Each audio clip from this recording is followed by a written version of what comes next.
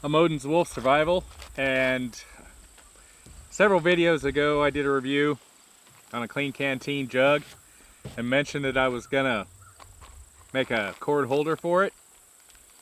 Well, here it is. This is gonna be fairly simple. I'll do it on this little aluminum water bottle I got just for grins, but you can size it up for anything. For this I got some 95 cord. I found this at our local Hobby Lobby. This is 50 feet of it. It's $3. That's usually not too bad. I like the dark colors, so there we did it. Okay, how I start this is I'll hold it in the center of the bottom, and I'll put my first knot usually towards the edge on the inside. You'll see why here in a little bit. So we go there. Then you come over and my next knot will be like right here. So you go back a quarter, that's 2, and you hold the cord down. What we're doing is we're establishing the length. Another knot there, then back and around.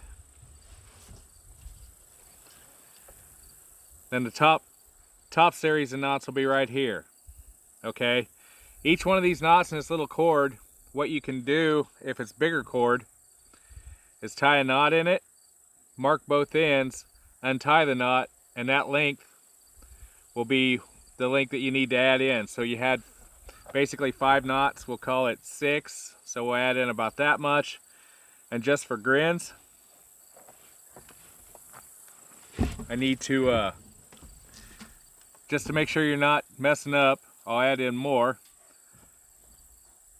Then you double that.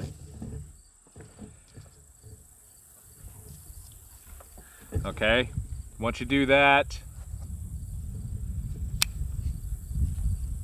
you cut it and then flash it. Seal the ends up.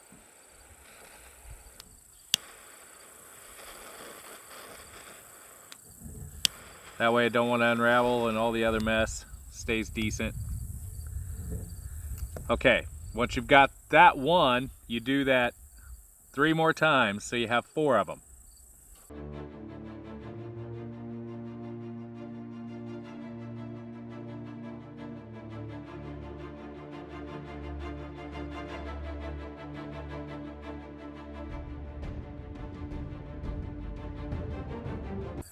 Okay, once you have your 4, you can start on your project. What I tend to do is find a piece of cardboard box, whatever. You don't have to, but it makes it easier, especially when you're first starting to do it. And 4 pins. That's so when you're forming your center knot at the base, the pins hold everything secure. And as you're starting off, it makes your life a lot easier. Okay, you take one of your cords, fold it in half. You take your center and a pin straight through and straight down. Pull it off to the side. You do that 3 more times.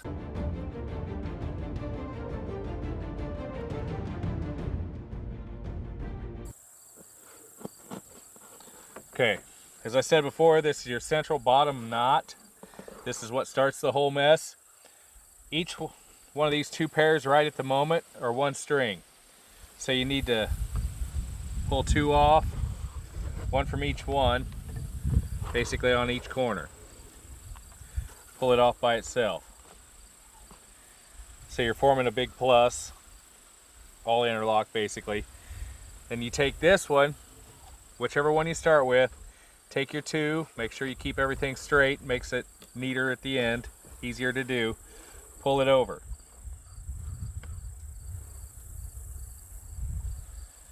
And when you come over, you pull that over twice. Pull that over twice. Then this last one, you pull it over, and under the very first one that you come over, that you started with. Okay, then you start pulling everything a little at a time, and your knot starts forming up. You can do this without the pins, like I said, but this makes life just so much easier. See how that's pulling together? That'll be your central knot. Pull this together. Then you can start pulling your pins out because you won't need them anymore.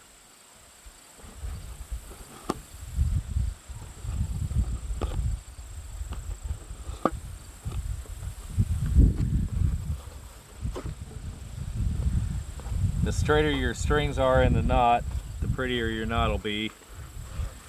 If you're just wanting functionality, then it won't matter. You pull them tight, slowly, working each little bit.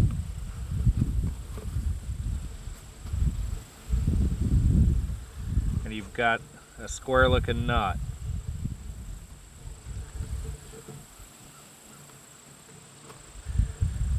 Okay, that's your start. Now you don't need the box anymore either.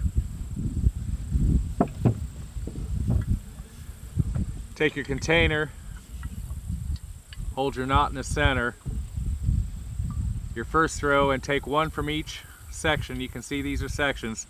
You want one from each section, and you figure right about there, you'll tie an overhand knot.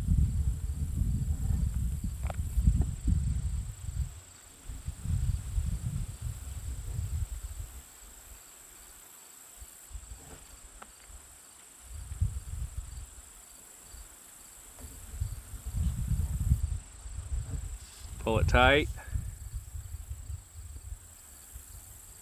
That's a little bit too far for where I was wanting it, so you just loosen it up a little bit. You don't jerk these extraordinarily tight yet. You don't really need to, they'll tighten up as they go.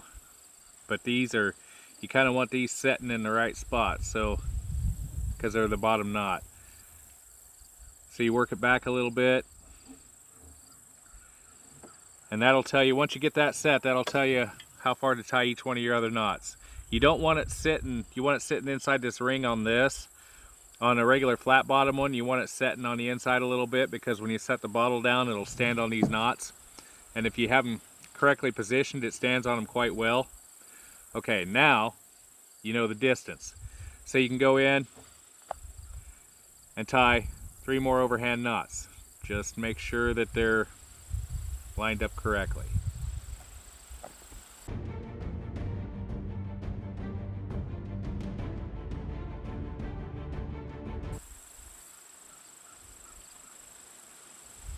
Okay, now you have your 4 knots. This will sit right here just like this. Your next knots that you want will be tied right about here. You don't want to go so far up the bottle that when the netting shifts that the bottle will come through. So you want to tie it a little bit up the side where it's still smaller around in the base of the container. Alright, so you know right where it's at. I don't measure any of this. I just go by eye and use my thumb to tie around, and I'll hold the knot length with my fingers like that, and just tie the knot basically to where my end of my finger is. After you do this a few times, you'll pick up the trick.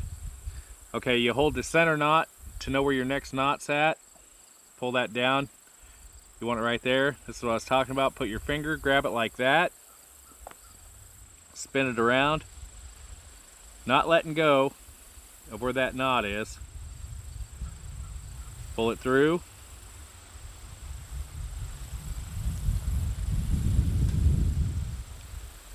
And then push the knot back against the edge of your finger, and you'll have a correct spacing.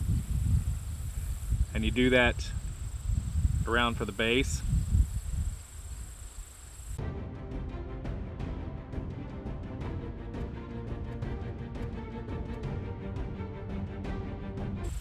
Okay, once you get that set, you put it on here and you get everything lined up again. grab your 4 knots, pull it down.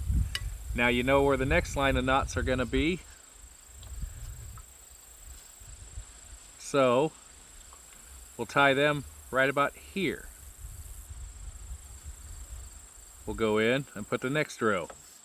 And then you just keep doing this all the way around, all the way up.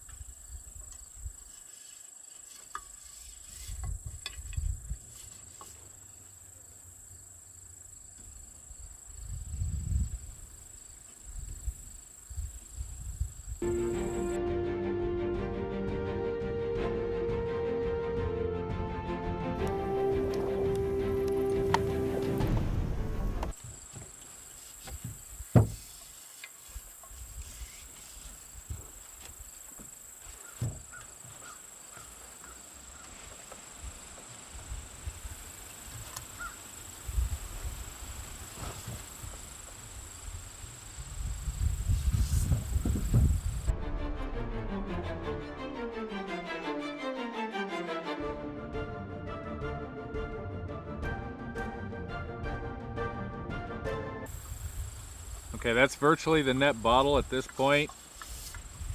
You've got it sitting in clear up to the neck. All right, there's several ways you can do this. I'll trim these off and fuse them off of 3 of them. So you trim those off, and you don't ever discard that stuff, because that'll end up being blowgun darts, fishing lures, things along that line. Because you can, I did a video on making blowgun darts out of them. There'll be a video coming up of fishing lures. Okay, once you get that, and you fuse each one of these, the wind's not helping me here.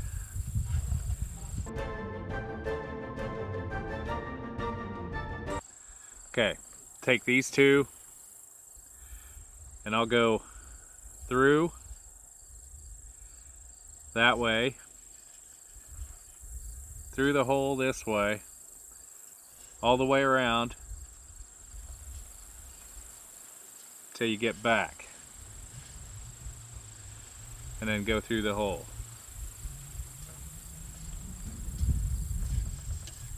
That makes your pull string. Leave that, then you bring the other one back through. I go under and over, same way backwards. Under and over.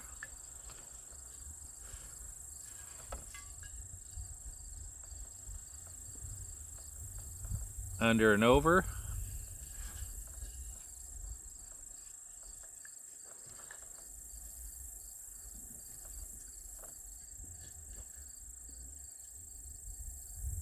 And then under and over. What that does is it forms a drawstring to where you can pull it tight at the neck. Now the other side of it is once you get there, just pull it up through this way, each cord.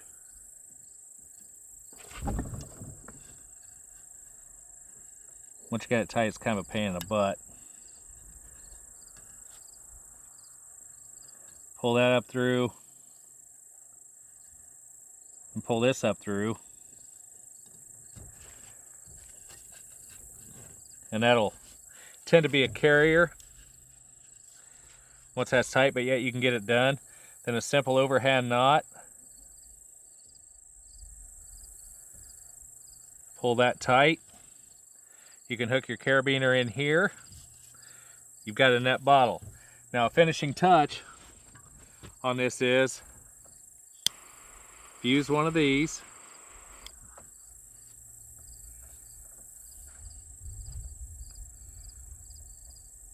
Bring it together. Form a loop. See if I can get my hands out of the way so you can see this. Okay, you formed a loop. I'll come around, hold that, bring this back through itself. Down here at the base where you have the loop and the end down here, you want that out, and then you start wrapping. You want enough of that out you can get hold of it. Doesn't really matter which way you start wrapping. You're forming basically just wrapping it around the 4 cords. It's a lot easier with bigger cord. This is kind of floppy. We're making a slider knot. There's different ways to do it. This one works pretty well for me. Just make sure everything's tight. Push down against the base. You can wrap it around once you get it going. You can make it as long or as short as you want, depending on the length of cord that you have. We'll just use this whole thing as a slider knot. Then you come around the last time, slip the end of the loop, hold it, grab your base down here, and pull it tight. Okay, once you get that, you can refuse this and melt it down into it. You cut this bit off like that.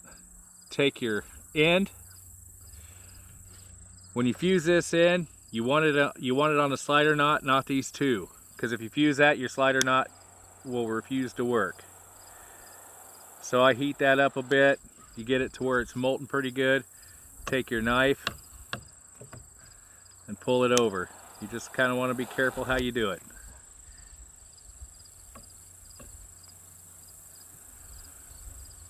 Like that. Then you can do the same thing with this. Roll your cord out of the way. That's where these little pen torches come in handy. They got a nice directable flame. It's hard to see it out here. If you do this inside the house, it's a lot better.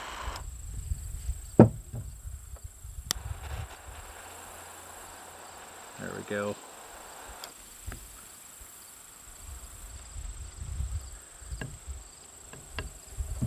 That way it won't want to pull through, but yet your slider knot works. I like these little knots like that because you can slide it up against there and keep everything tight. That's a net bottle. They're fairly easy to do. They don't usually take that long. The first one will take you the longest bit of time.